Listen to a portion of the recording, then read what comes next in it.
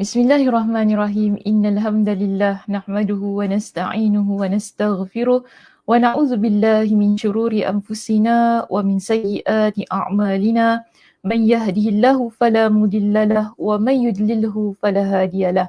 Wa asyhadu an la ilaha illallah wahdahu la syarikalah wa asyhadu anna Muhammadan 'abduhu wa rasuluh. Amma ba'd. Rabbi shrah li sadri wa yassir li amri wahlul 'uqdatam min lisani yafqahu qawli. Rabbi zidni ilma warzuqni fahma. Allahumma inna nas'aluka ilman nafi'a wa rizqan tayyiba wa amalan mutaqabbala. Assalamualaikum warahmatullahi wabarakatuh. Apa khabar jemaah muslimah kita di Masjid Al-Muttaqin pada pagi ini? Saya harap semuanya dalam keadaan yang sihat, sejahtera hendaknya. Dan terima kasih kerana bersama dengan kami dan setia menanti walaupun agak lewat ya kita mula pada pagi ini. Yang mudah-mudahan Allah Subhanahu Wa Taala memberkati pagi kita dan mengurniakan kepada kita dengan semangat untuk terus mengikuti pengajian-pengajian agama yang dianjurkan oleh Masjid Al-Muttaqin. Okey, siapa dengan Ustazah pada pagi ini?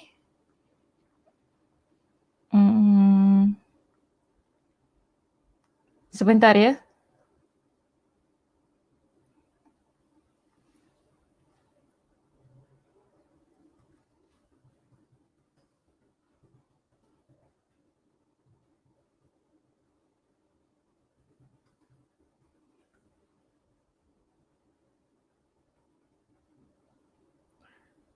Oh, Kak Som ada dengan saya. Okey, Alhamdulillah.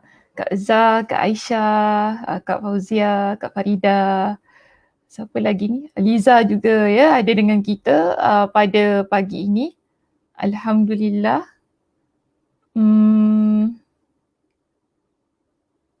Mas Rifa juga ada bersama dengan saya, Razia. Ya, Alhamdulillah. Terima kasih Adinda namanya. Kak Sofia pun ada dengan kita, Alhamdulillah. Terima kasih kepada semua di atas perlibatannya untuk kuliah kita pada pagi ini. Ya, Alhamdulillah kita akan baca hadis yang keberapa? Siapa ingat? Boleh letakkan di ruangan komen jika ada sesiapa yang ingat.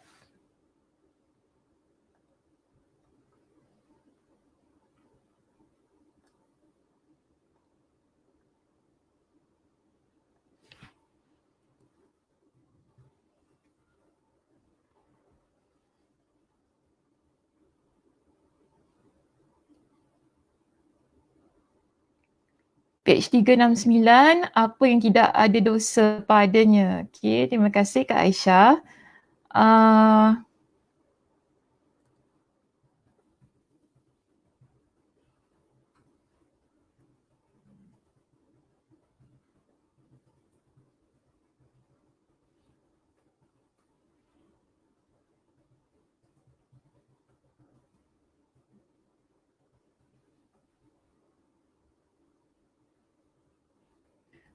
Kak Som juga ya, hadis yang ke-39.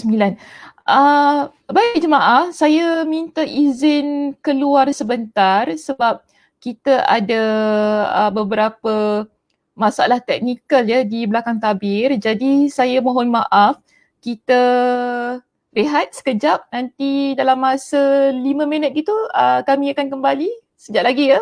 Okey. Harap setia menanti di sana. InsyaAllah. Okey. Kita jumpa sekejap lagi. Okey.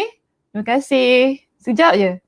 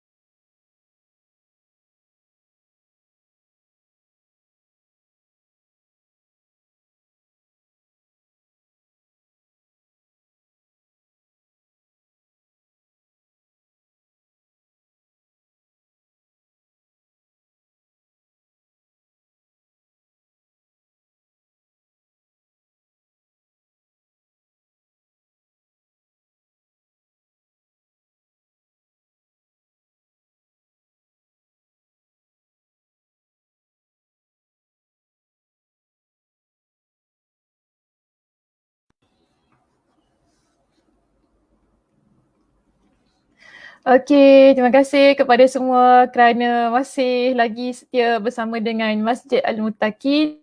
Mohon maaf di atas perkara yang berlaku di belakang tabir ni sebab kita perlu sesuaikan beberapa keadaan. Jadi kita akan mulakan pengajian kita sebagaimana tadi teman-teman kita memberikan kepada kita dengan jawapan-jawapan di situ. Pada pagi ini kita akan mulakan perbincangan ya dari hadis yang ke-39 muka surat 369. Terima kasih kepada Kak Aisyah, Kak Zah juga berikan di situ ya. Kak Zah, Kak Som, Liza, hadis 39 Ustazah. Ya Alhamdulillah. Betul, hadis yang ke-39 di muka surat 369. Jadi hadis kita ringkas pada pagi ini, mudah-mudahan penjelasan dan syarah saya juga ringkas untuk hadis tersebut, yang mana saya kira saya lebih cenderung ya untuk mengambil poin-poin penting yang terdapat dalam perbincangan kita pada pagi ini. Jadi kita baca hadisnya terlebih dahulu. Kita lihat ya di sini hadis kita. Sebentar ya. Bagi saya masa untuk belajar sedikit perkara-perkara yang tak dapat saya elakkan.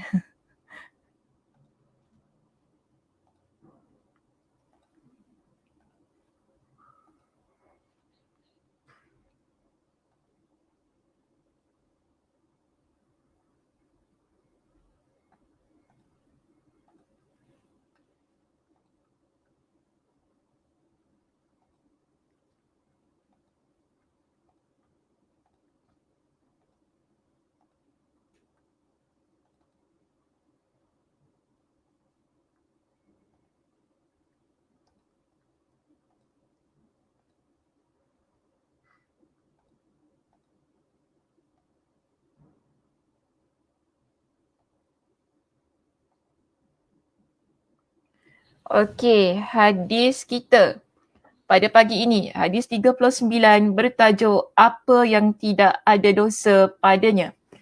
Okey? Baik, kita baca hadisnya. Nabi SAW bersabda dalam hadis ini, apa kata Nabi?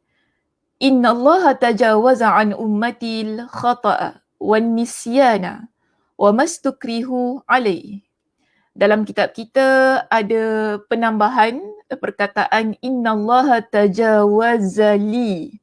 Ya, dalam kitab kita ada perkataan innallaha tajawaza li. Jadi apa yang ada dalam kitab dan apa yang ada di slide ustazah, kedua-duanya boleh diterima pakai, jangan risau. Bukan ustazah pun tak silap lah ya di sini, bukan kerana Ustazah Sakinah type hadis ni je terlupa letak perkataan tu ya, bukan begitu. Sebab biasalah ya hadis ini dia ada, kita panggil kadang-kadang ada perbezaan daripada sudut lafaz dan sebagainya. Tapi jangan risau, hadisnya betul. Baik, apa maksud daripada hadis yang disampaikan oleh Nabi SAW kepada kita dalam bab ini? Nabi SAW bersabda dengan maksudnya.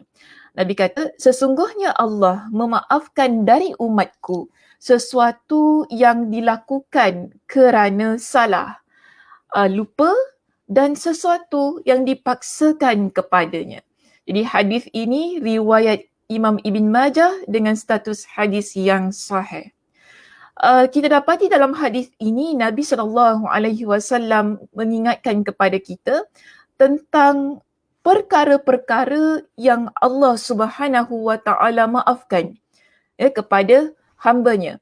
Ada 3 perkara yang kalau kita nak highlightkan di sini. Pertama, bila seseorang tersalah. Kedua, dia terlupa. Dan ketiga, bila dia terpaksa. Jadi kita ada 3 ya keadaan yang menyebabkan seseorang mendapat ampunan Allah Subhanahu wa Ta'ala walaupun dia melakukan perkara yang diharamkan dalam situasi ataupun dalam ketiga-tiga situasi itu tadi. Okey, baik muslimah. Kita lihat di sini. Dalam kitab ya, kita masuk dalam kitab kita di situ. Syarah hadis ini disebutkan bahawa pada muka surat 369 sabda Nabi itu tadi, asumsi lengkapnya adalah sesungguhnya Allah mengangkat untukku kesalahan dari umatku atau meninggalkan hal itu dari mereka. Kerana kata tajawaza yang bermaksud memaafkan tidak menjadi kata kerja transitif iaitu muta'addi dengan sendirinya.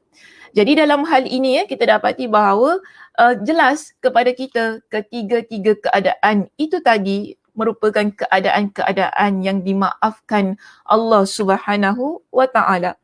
Dan kita dapati dalam perkataan dalam hadis Nabi sallallahu alaihi wasallam di bawah itu jelasan kepada kita al-khata' wan nisyan wa mastukrihu alai.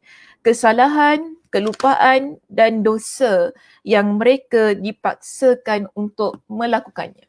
Jadi kita ada 3 perkara yang perlu dibincangkan. Terlebih dahulu, saya ingin memberikan definisi kepada ketiga-tiga situasi yang disebutkan oleh Nabi SAW di dalam hadis ini. Baik, pertama, kita lihat di situ. Baik, sebelum saya pergi kepada definisi, lupa pula saya ada ayat Al-Quran yang menyebutkan tentang ketiga-tiga situasi itu.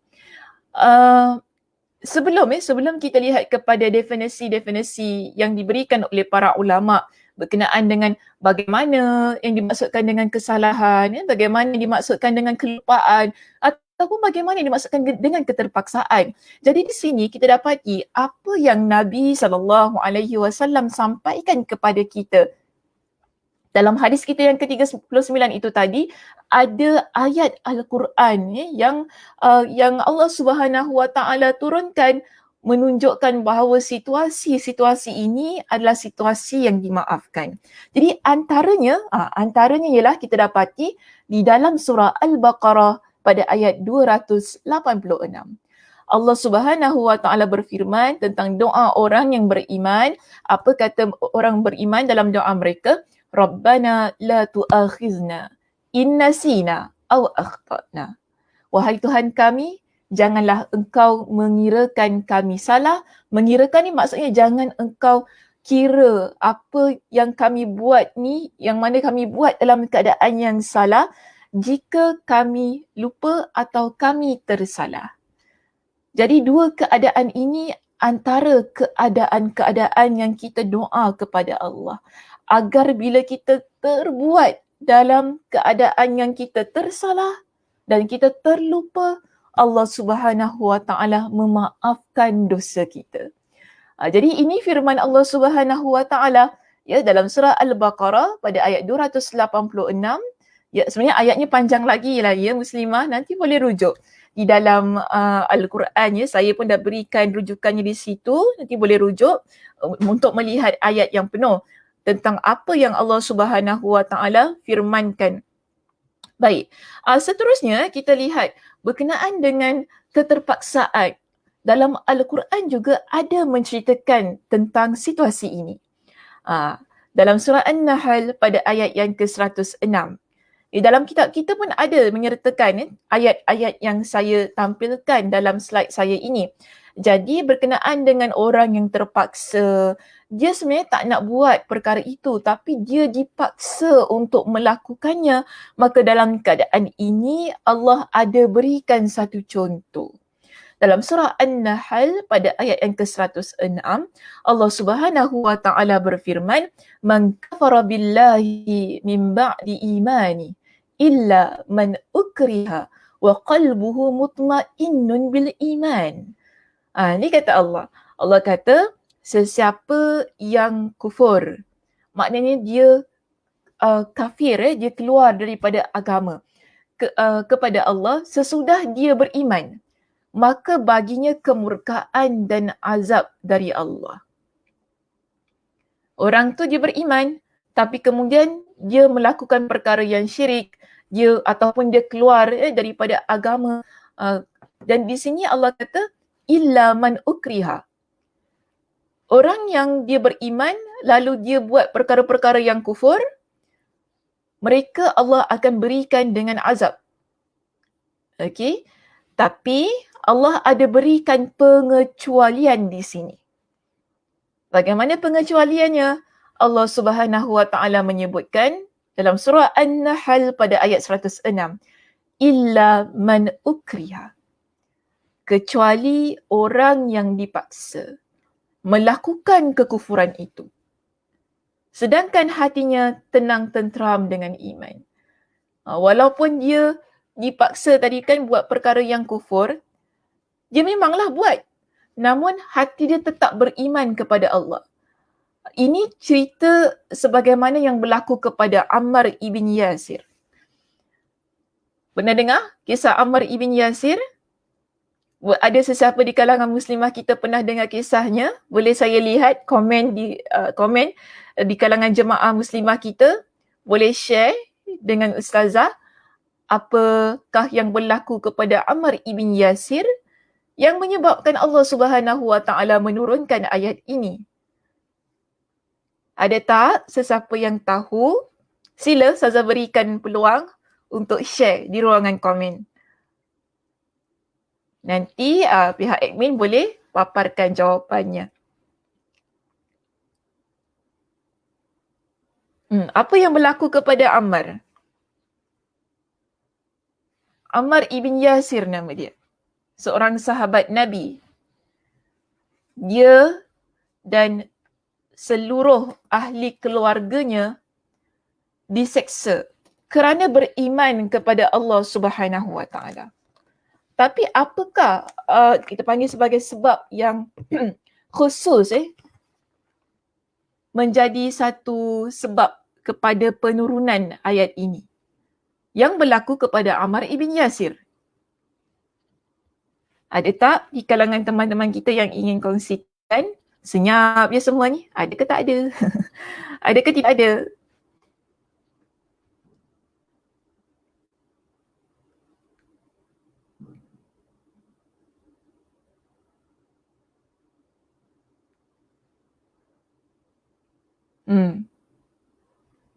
Oh, tidak ada seorang pun yang menaip di situ. Kalau Ustazah lihat lah ya di ruangan komen ni tidak ada sesiapa yang berikan jawapan. Tahu ke tidak? Okey. Tahu ke tidak kisahnya? Jika tidak tahu, boleh jugalah, tak apa, letak saja di ruangan komen. Tak tahu Ustazah. Ke sedang Google? Ke sedang Google? Macam mana? Tidak. Oh, ada yang jawab tidak. Okey.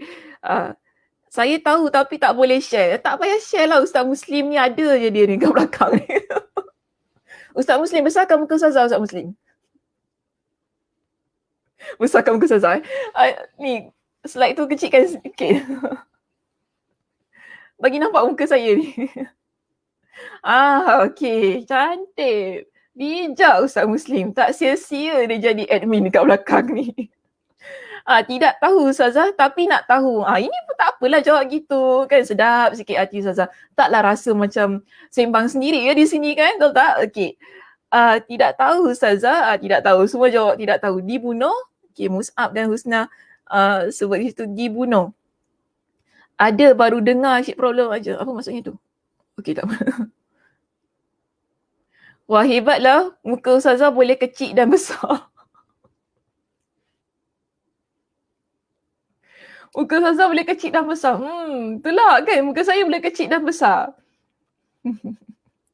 Ada je komen-komen yang melucukannya. Alhamdulillah lah, ya ceria juga kuliah saya pada pagi ni. Walaupun ada banyak masalah teknikal daripada awalnya tadi. Okey, baik. Kita lihat begini. Ayat ini ya muslimah, Allah Subhanahu wa taala turunkan kerana ada kisah yang berlaku kepada Ammar ibn Yasir yang mana dia ni dan ahli keluarganya diseksa. Ayahnya mati diseksa, ibunya mati diseksa. Jadi apa yang berlaku di kalangan musyrikin ya pada masa itu, mereka paksa dia keluar dari Islam. Ini yang berlaku kepada Ammar. Mereka paksa dia kutuk Nabi, keji Allah, ya, mereka paksa dia ucap perkataan-perkataan yang tidak baik terhadap Nabi SAW, ya, kepada Allah Subhanahu Wa Taala yang Maha Esa, yang dia tuhankan sebagai Tuhan dia. Jadi pada waktu itu dia tak tahan dengan siksaan tersebut. Dia rasa dia dah tak boleh nak bertahan dengan siksaan itu kerana terlampau sakit. Dan dalam keadaan yang terpaksa, dia pun kutuk Nabi, dia pun mengaku yang dia ni tidak bertuhankan kepada Allah. Dalam keadaan terpaksa, setelah itu di kalangan musyrikin ini mereka bebaskan dia daripada siksaan tersebut. Dan dia jumpa dengan Nabi SAW setelah itu dalam keadaan yang menangis, dalam keadaan yang menyesal, yang mana dia kata, saya terpaksa. Saya terpaksa buat perkara itu, tapi saya tetap beriman kepada Allah. Situasinya sedemikian. Jadi kalau kita lihat dia pada pentafsiran Imam Ibn Kathir rahimahullah dalam kitab tafsirnya Al-Quranul Azim, ketika beliau jelaskan tentang ayat dalam surah An-Nahl ayat 106 ini, disebutkan bahawa Ammar dia mengeluhkan hal itu kepada Nabi, maknanya dia mengadu kepada Nabi tentang apa yang dia terpaksa. Jadi dia kata, wahai Rasulullah, mereka tetap menyiksa aku sehingga aku mencaci makimu. Itu keadaan dia. Sampailah mereka nak dengar aku ni caci engkau, maki engkau, dan sampai aku ni jadi orang yang memuja-muja berhala-berhala mereka. Dan pada waktu itu dia memang sangat tak tahan dengan siksaan yang dikenakan ke atas dia. Jadi dia kata kepada Nabi, aku terpaksa caci engkau dan aku puja berhala-berhala itu. Jadi Nabi tanya kepada dia, bagaimana kamu dapati hatimu? Bagaimana kamu dapati hatimu? Maksudnya, adakah hati kau ni dalam keadaan yang masih lagi beriman kepada Allah?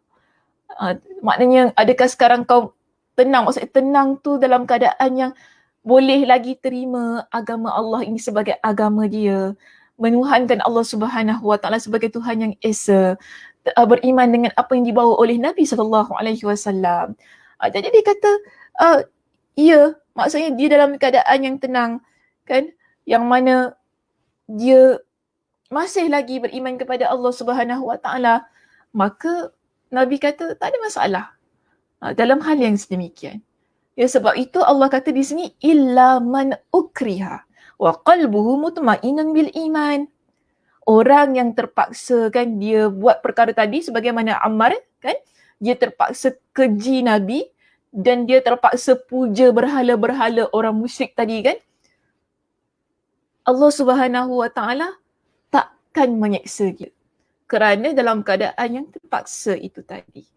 Ini kisah Ammar ibn Yasir. Ada banyaklah kisah di kalangan sahabat-sahabat Nabi yang mana mereka ni terpaksa melakukan perkara-perkara yang mensyirikkan Allah Subhanahu Wa Taala kerana siksaan-siksaan itu.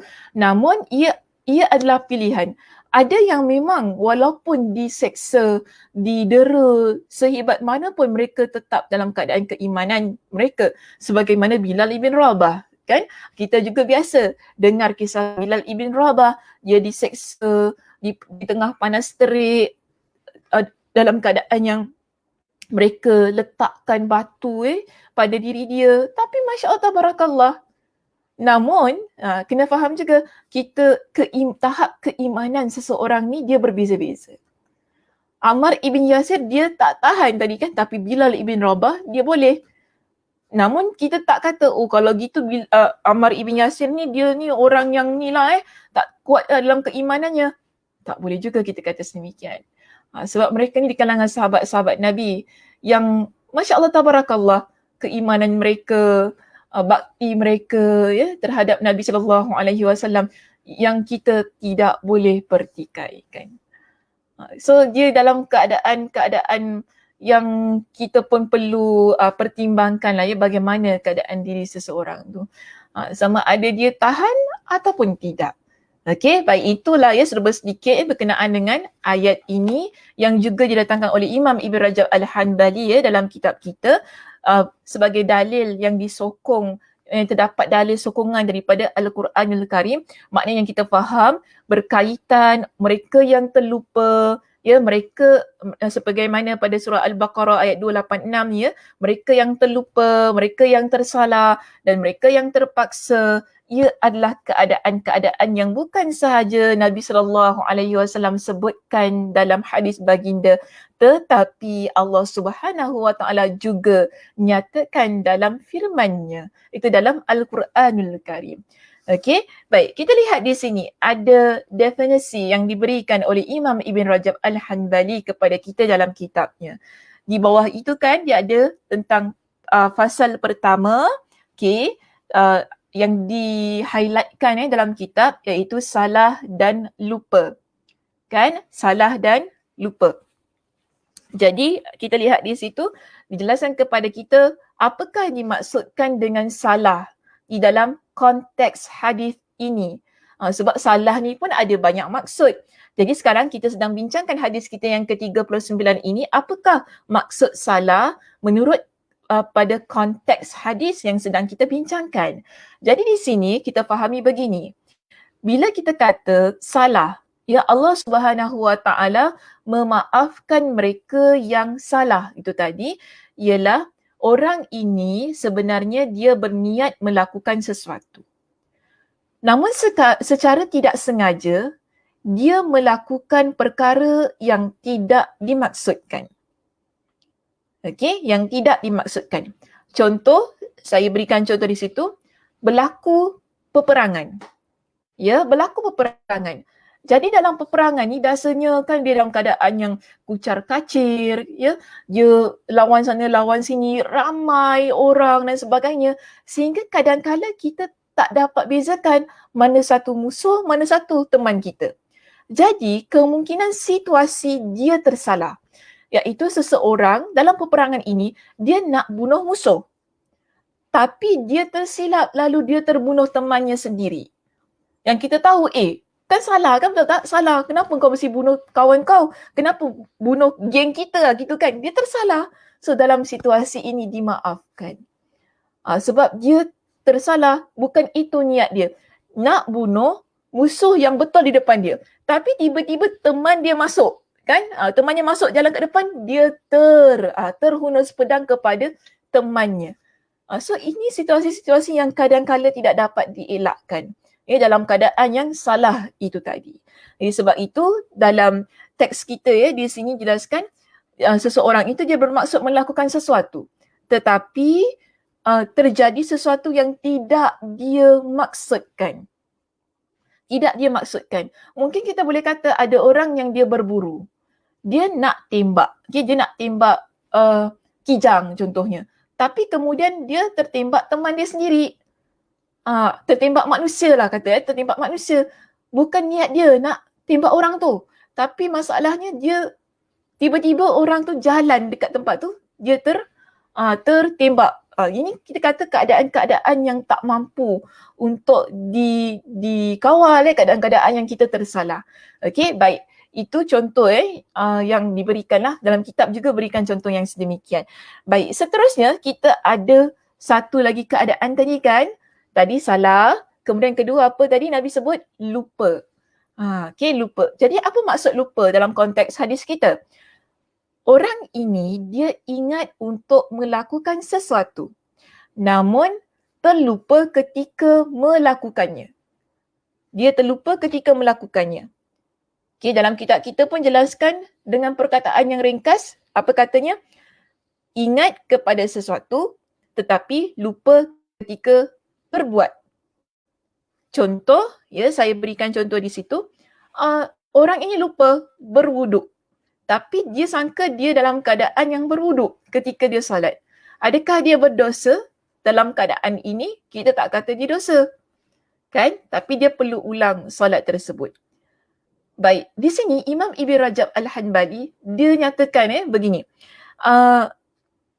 Dan masing dari keduanya, sila lihat di kitab kita, dan masing dari keduanya dimaafkan. Iaitu situasi mereka yang salah, situasi mereka yang lupa, dua-dua keadaan ini dimaafkan, diampuni keadaan itu dalam erti tidak ada dosa padanya. Dalam erti tidak ada dosa padanya. Tetapi terangkatnya dosa tidak menafikan bahawa hal tersebut berkonsekuensi satu hukum. Maksudnya begini, saya nak explain ayat yang terdapat dalam kitab ini.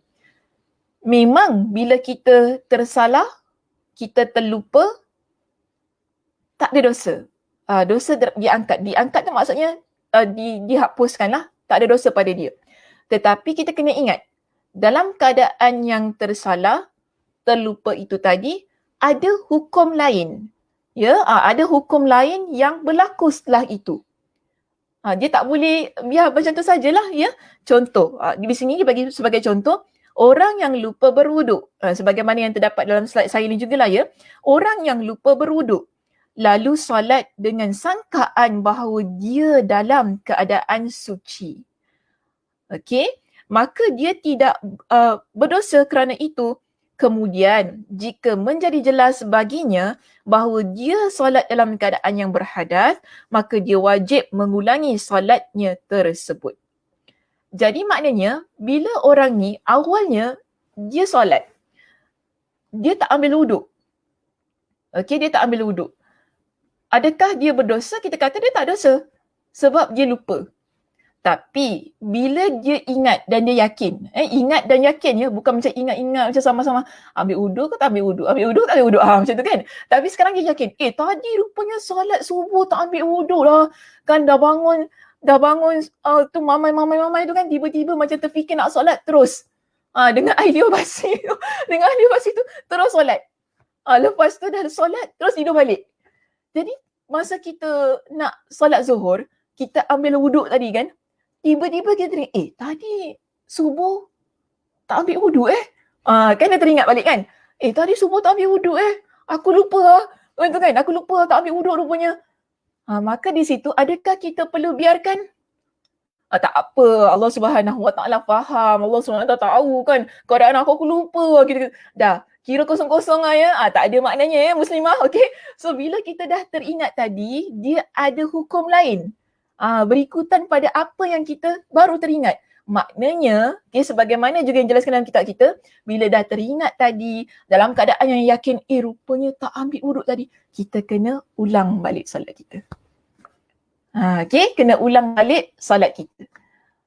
Walaupun tadi kita dah buat dalam keadaan terlupa kan, memanglah cukup rukunnya semualah memang cukup. Tak ada benda, cuma tak ambil wuduk saja. Dan kita tahu, kalau lupa Allah Subhanahu Wa Taala ampunkan kita, maafkan kita. Kan dah terlupa nak buat macam mana. Tapi kena ingat, ada konsekuensi ataupun ada situasi lain yang berlaku berikutan daripada kelupaan kita tu tadi. So bila dah teringat, maknanya kena buat apa? Ambil wuduk, solat semula. Solat subuh yang tadi kan, yang kita dah solat tapi kita lupa untuk ambil wuduk. So ada keadaan-keadaan lah, dia case by case, tak semua keadaan sama. Itu bagi saya dia perlu pada perbincangan ilmu fiqh lah. Jadi kuliah Ustazah ni kuliah hadis ya, kena ingat. So kalau Ustazah nak masuk kepada perbincangan ilmu fiqh, jadi panjang lebar. Sedangkan tadi pun Ustazah kata, Ustazah kalau boleh nak ringkaskan perbincangan hadis ini. Jadi kalau nak bincang daripada sudut ilmu fiqh, kena masuk kelas fiqh. Kena masuk kelas fiqh lah, bincang tentang hukum hakam dan sebagainya. Sebab setiap sesuatu perbuatan kita, ini cuma contoh solat saja. Jadi ada perkara-perkara lain yang selain daripada solat yang kita lakukan, hukumnya berbeza. Hukum-hukumnya berbeza. Bila kita lakukan dalam keadaan tersalah, bila kita lakukan dalam keadaan yang terlupa. Lepas itu apa hukumnya? Perbincangannya panjang lebar ikut kepada apa ataupun apa ibadah yang kita buat ataupun apa perbuatan yang telah kita lakukan. Jadi hukumnya setelah itu ikut kepada perbincangan para ulama yang terdapat dalam kitab-kitab fiqh kita. Okey, baik, ini contoh-contoh saja yang Ustazah berikan supaya kita jelas macam mana keadaan yang menyebabkan Allah Subhanahu Wa Taala memaafkan yang kita kata kita lupa ataupun kita tersalah itu tadi. Baik. Seterusnya, kita lihat kepada kefahaman yang paling benar. Sebab dalam hadis ini ada banyak para ulama yang mensyarahkannya. Jadi Imam Ibn Rajab dalam kitabnya dia berikan kepada kita dengan satu penjelasan yang bagi dia paling asah. Itu paling benar, paling kuat. Dan dia pun tetap menyatakan dalam kitab ini dengan wallahu a'lam. Sebab kalau kita lihat pada muka surat 371 di perenggan kita yang kedua, dia dengan jelas dia sebut begini, yang lebih kuat wallahu a'lam. Ketika dia dah jelaskan apa maksud salah, apa maksud terlupa itu, dia pun berikan satu kesimpulan yang mana bagi dia kefahaman yang paling benar, yang paling kuat, wallahu a'lam, dia kata ialah begini. Orang yang lupa dan salah hanya dimaafkan, tidak dihapuskan hukum ke atasnya akibat kesalahan dan kelupaannya. Ini sebagaimana yang tadi Ustazah jelaskan juga. Kita lupa, kita salah, yes, Allah Subhanahu Wa Taala maafkan situasi kita yang terlupa dan tersalah. Tetapi hukum yang berikutnya, akibat kita lupa dan salah tu tadi kan, masih lagi ada untuk kita laksanakan. Dia tidak dihapuskan. Hukum ke atasnya akibat kesalahan dan kelupaannya. Kita berikan contoh di sini.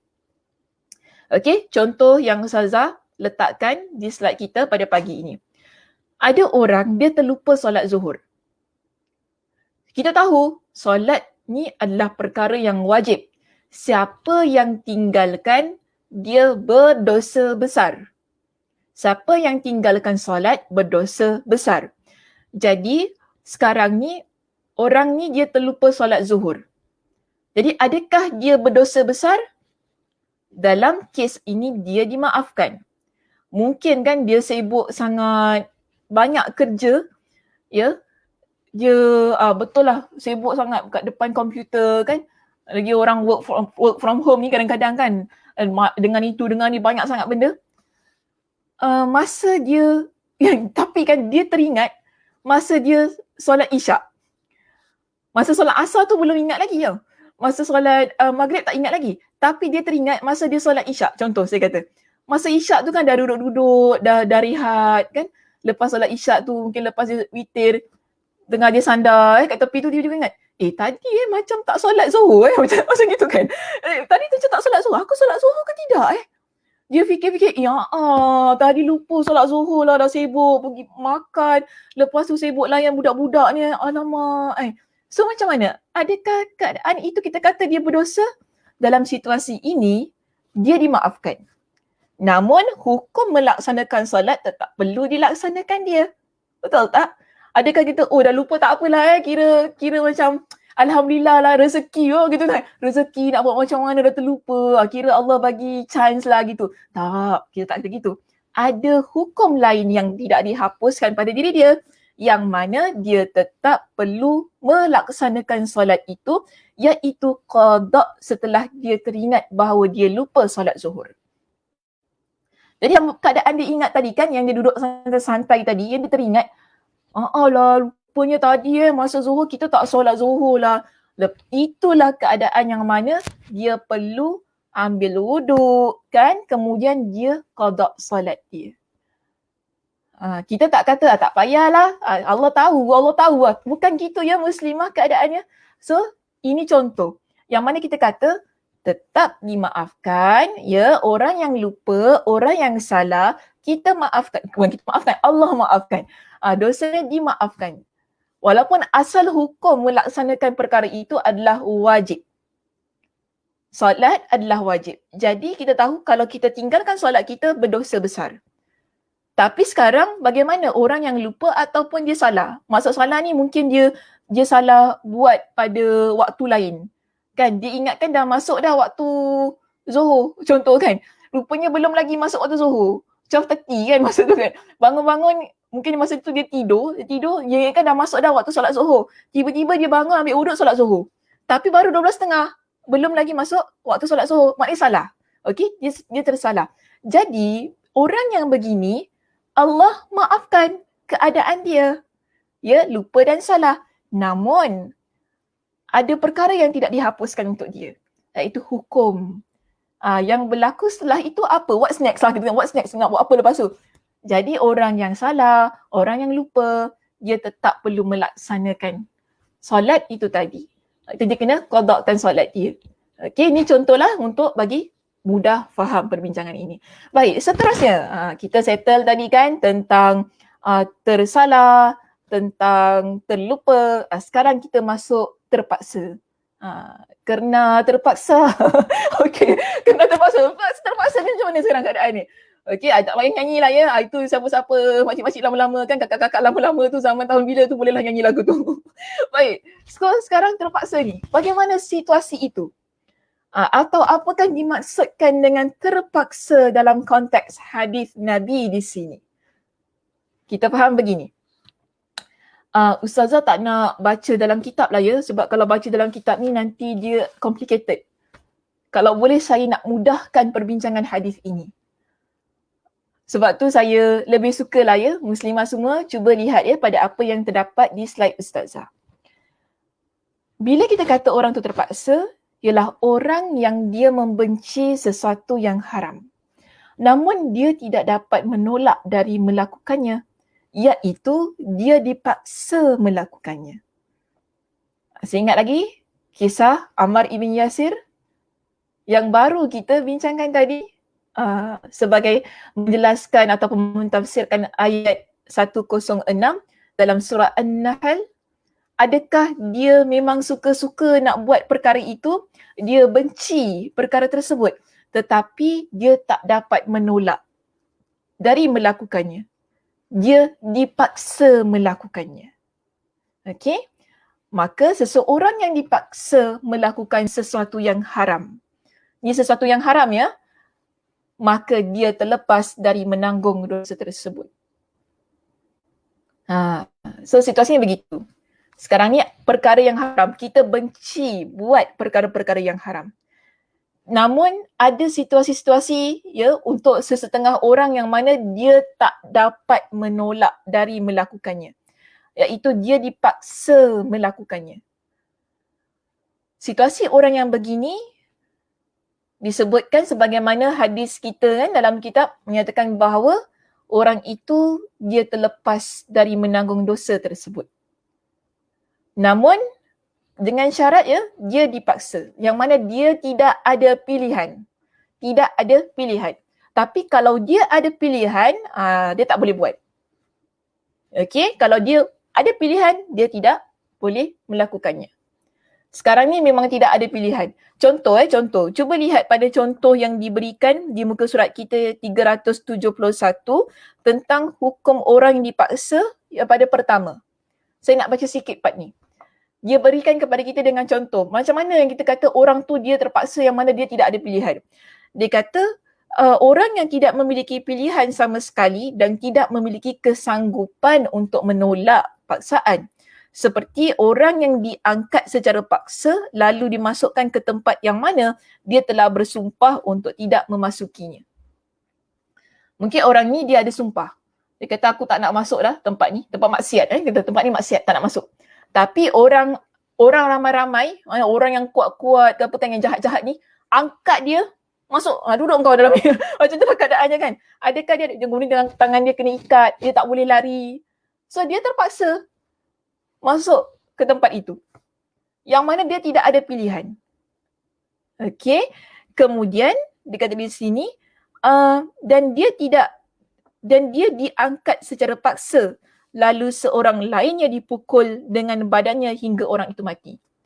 Kemudian apa yang orang ni buat, contoh diberikan dalam kitab kita ini, dahlah dia kena ikat, lepas tu mereka angkat dia paksa masuk tempat tersebut.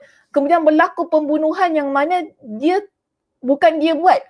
Dalam keadaan begitu mereka gunakan badannya, mungkin mereka ambil dia, pam kan. Mereka gunakan badannya ni untuk ketuk atau untuk hempap orang yang ada di situ. Sehingga menyebabkan orang tersebut mati.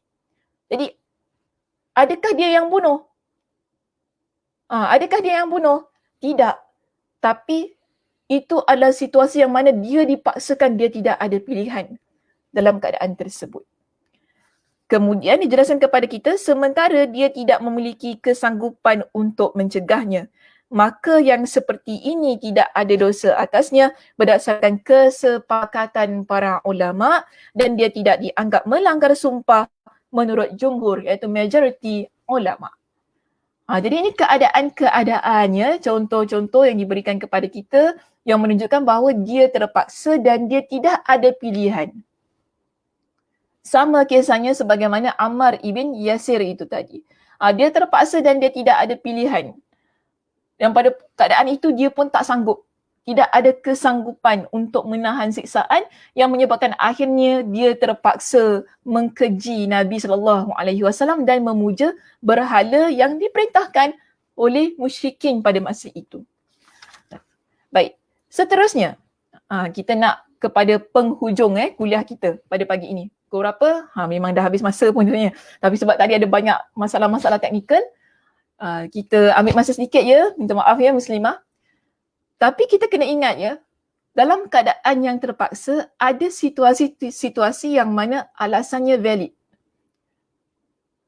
Okay, contoh, yang ni makna dia perlu buat dan tiada penghalang. Tak ada perkara yang menyebabkan dia kena tinggalkan hal itu. Contoh di sini diberikan kepada kita penjelasan ini ya, ada di perbincangan yang terakhir sekali di muka surat 373. Jadi saya ambil secara ringkas perbincangannya. Sebab nanti kadang-kadang bila kita jelaskan benda tu tergantung gitu kan, nanti orang kata, saya terpaksa apa, saya tak payah buat benda ni. Okey, contoh, kita lihat gini. Ada orang dia banyak hutang. Okey, jadi hal itu naik ke mahkamah. Dan hakim memutuskan bahawa orang ini dia bankrupt. Dia dipaksa menjual harta bendanya untuk dia membayar hutangnya. Kita dalam keadaan sedemikian, adakah kita nak guna hadis ni? Saya kena paksa, saya tak nak buat. Macam tu kan? Saya tak nak buat saya kena paksa. Okey, dan saya ada pilihan untuk tidak melakukannya. Kita kena katakan, saya ada pilihan untuk tidak melakukannya. Kita tak nak buat sebab dengan alasan kita kena paksa. Adakah ia merupakan satu perkara yang bertepatan dengan dimaksudkan oleh Nabi di sini? Tidak. Bukan itu yang Nabi maksudkan. So dalam situasi ini, walaupun orang tadi dia terpaksa jual harta dia, juallah juga harta tu. Okey, walaupun kita kata dia ada pilihan untuk jual ataupun tidak, tapi dia tetap kena jual. So ini contohlah keadaan-keadaan yang dia dipaksa namun dengan alasan yang valid. Alasan yang menyebabkan memang dia kena buat juga. So kita tak bolehlah kata dalam situasi ini orang tu kena paksa, dia ada pilihan nak buat ataupun tidak. Tak boleh kata sedemikian. Jadi ini untuk mengeluarkanlah ya kefahaman-kefahaman yang selain ya daripada apa yang ada dalam konteks perbincangan hadis kita itu tadi. Sebab tadi kalau jelasnya orang itu dipaksa buat perkara yang haram, yang mana ia di luar kemampuan dia dan dia dipaksa untuk lakukan, dia tidak ada pilihan. Jadi orang yang begini dimaafkan. Namun ada situasi-situasi yang mana paksaan itu dibuat dengan alasan yang valid yang menyebabkan seseorang walaupun dia dipaksa, dia tetap perlu melakukannya.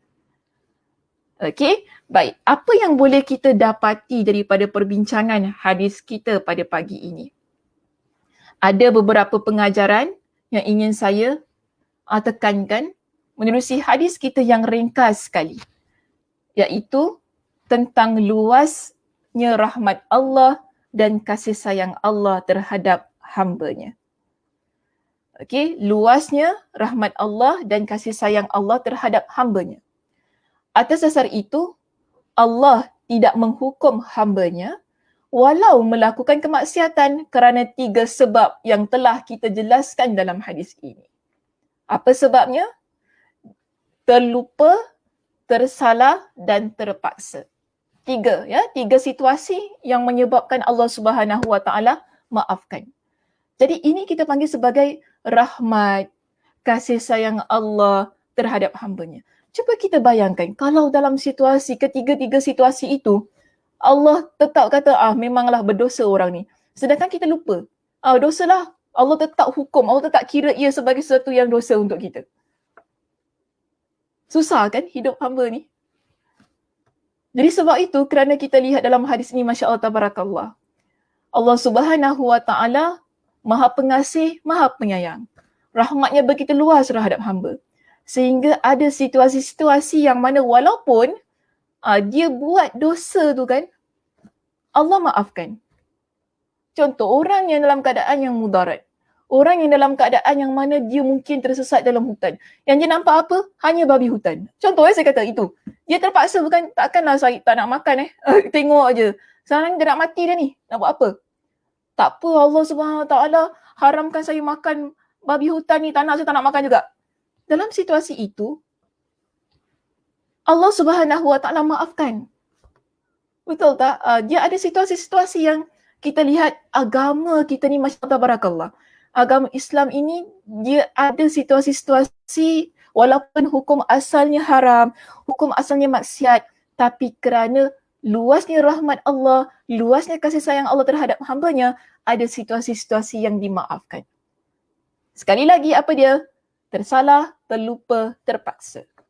Maka sebab itu kita sebagai hamba perlu sentiasa berdoa kepada Allah untuk mendapatkan rahmat dan keampunan Allah Azza wa Jal dalam hidup kita. Jadi, saya tinggalkan anda dengan satu doa. Bagi saya doa ini famous. Ustaz Muslim pun biasa baca lah ya. Ustaz Muslim pun biasa baca lah ketika dia jadi imam ni, doa ni kan. Mungkin kita pun biasa amalkan doa ini. Dalam surah Al-Baqarah, ia merupakan doa ataupun ayat yang tadi awalnya telah saya tampilkan sebagai perbincangan tentang tersalah dan terlupa tu tadi. Doa ini cantik untuk kita amalkan dalam kehidupan seharian kita. Doa kepada Allah, kita minta kepada Allah, Rabbana la tu'akhizna in nasina aw akhtana. Rabbana wa la tahmil alaina isran kama hamaltahu 'ala alladhina min qablina. Rabbana wa la tuhammilna ma la taqata lana bih. Wa'fu 'anna waghfir lana warhamna anta maulana fansurna 'alal qaumil kafirin. Satu doa ya. Maknanya dalam satu doa ini, satu ayat ini intipatinya merangkumi ketiga-tiga perkara tadi. Tentang satu keadaan yang mana kita lupa, kita salah, kita terpaksa yang mana kita tidak ada kesanggupan untuk melakukannya. Dan kita minta rahmat Allah, kita mohon keampunan Allah pada ketiga-tiga keadaan itu tadi. Yang mana kita minta kepada Allah, wahai Allah jangan engkau menghukum kami pada sesuatu yang kami lupa, pada sesuatu yang kami salah. Kita minta kepada Allah supaya jangan bebankan kepada kita ni bebanan yang berat sebagaimana yang telah Allah berikan kepada mereka yang terdahulu sebelum kita. Dan kita minta kepada Allah dalam doa ini, ya, sesuatu keadaan yang mana kita tak mampu untuk pikul ni kan, mudah-mudahan Allah Subhanahu Wa Taala berikan kepada kita dengan kekuatan. Ya, jangan Allah berikan sesuatu yang kita tak mampu untuk kita pikul, yang kita tak berdaya untuk bawa perkara itu, dan kita minta kepada Allah agar maafkan kesalahan kita. Ampunkan dosa-dosa kita. Dan Allah berikan kepada kita dengan rahmat. Allah berikan kepada kita dengan pertolongan. Allah berikan kepada kita dengan kemenangan. Terhadap perkara-perkara yang kita salah, kita lupa dan kita tak mampu untuk tanggung. Ini doa yang kita panjatkan kepada Allah. Mohon rahmat Allah, mohon kasih sayang Allah, mohon keampunan Allah Azza wa Jal setiap hari, setiap waktu dalam doa kita, dalam solat kita. Mudah-mudahan Allah Subhanahu Wa Taala berikan kepada kita kekuatan dalam ketiga-tiga keadaan yang mana kita manusia biasa tak mampu untuk elakkan dalam beberapa situasi. Okey Muslimah, wallahu a'lam bisawab. Terima kasih di atas perhatiannya. Dah boleh tutup dah Ustaz Muslim. Slide saya, paparkan sajalah wajah saya, dibesarkan saja muka saya ini. Okey, terima kasih kepada semua Muslimah yang ikuti kuliah kita pada pagi ini.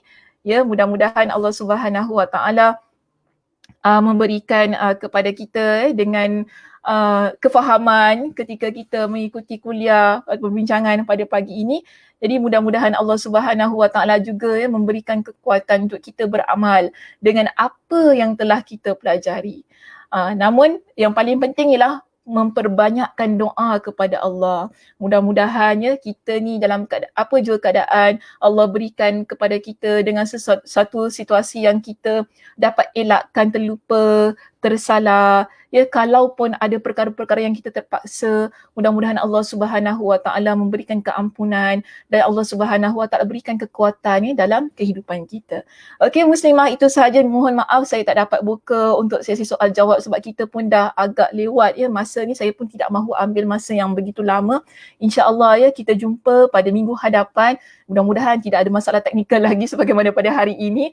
Jadi sekali lagi bagi pihak saya dan juga pihak admin, kami mohon maaf di atas apa-apa yang di luar kawalan kami. Mudah-mudahan Allah Subhanahu Wa Taala memberikan kepada kita dengan kesihatan dan juga kelapangan masa untuk kita bertemu di minggu hadapan. Saya tutup kuliah kita pada pagi ini dengan tasbih kafarah. Subhanakallahumma wa bihamdika asyhadu an la ilaha illa anta astaghfiruka wa atubu ilaik. Assalamualaikum warahmatullahi wabarakatuh.